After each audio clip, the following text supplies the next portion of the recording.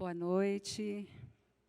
Eu sou uma filha amada do Pai, vencendo a orfandade, em luta, mas muito mais em vitória, na baixa autoestima, na ansiedade, depressão. E eu descobri esse ano que eu tenho procrastinação também. Pode?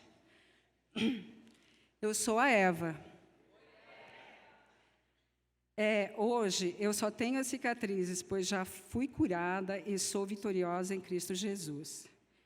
Meu testemunho começa sobre a minha primeira gravidez, que veio cheia de problemas, e então, em uma consulta de rotina, meu médico me surpreendeu, falando que tinha que correr contra o tempo, fazendo assim uma cesárea de emergência.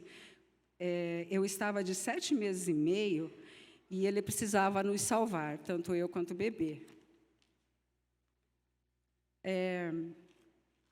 A minha pressão estava em 23 por 18, para vocês terem uma ideia.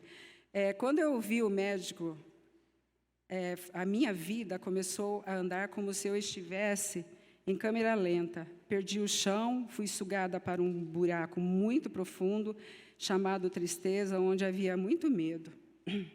Então, feito a cesárea, o bebê nasceu e viveu 5 horas, mas eu não senti ele em meus braços e muito menos eu o conheci. Como eu precisava sentir ele, então, meu esposo tomou uma decisão que achava que fosse melhor para mim, mas mal sabia ele que a sua atitude foi só um gatilho para que eu entrasse em um turbilhão de sentimentos e caindo, então, em uma depressão profunda. Quando acordei no dia seguinte, após a cesárea, ele me contou que já havia, então, enterrado o bebê, porque ele não resistiu e devido a tantas complicações. Então, meu médico veio e explicou que, se ele tivesse sobrevivido, teria vários problemas neurológicos. Mas eu continuava a me perguntar e a perguntar para Deus, por que eu?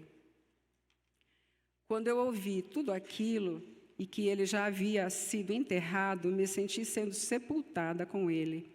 E passei a viver dias escuros, nublados, devido à tristeza que me consumia. Várias vezes eu desejei morrer. Já não tinha mais sentido a minha vida.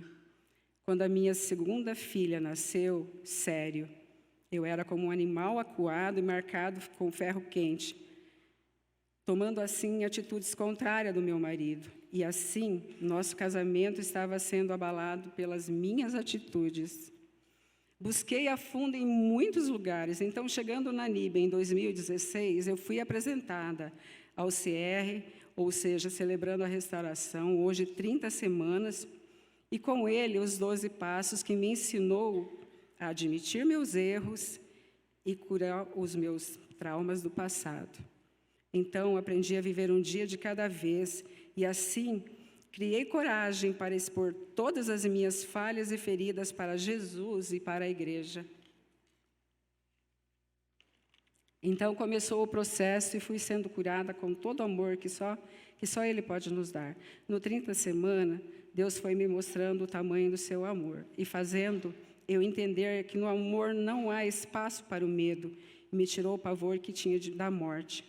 Deus me fez entender que não é preciso temer a morte, porque ela é a porta aberta para a eternidade, e me levou a ler Mateus 6,34, que fala, por isso não fiquem preocupados com amanhã, pois ele tem suas próprias preocupações.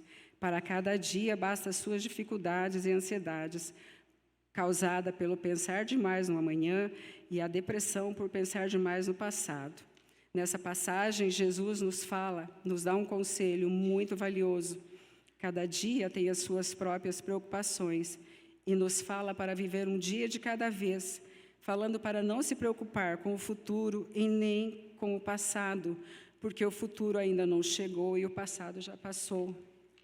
Por isso, a importância de compartilhar. A doença sai quando falamos e a cura entra quando nós ouvimos.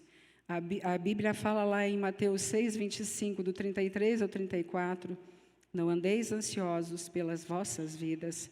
Vos digo, não andeis ansiosos pelas vossas vidas, quando ao que haveis de comer ou beber, nem pelo vosso corpo, quando ao que haveis de vestir. Não é a vida mais do que o alimento e o corpo mais do que as vestes? Obrigada pelo silêncio.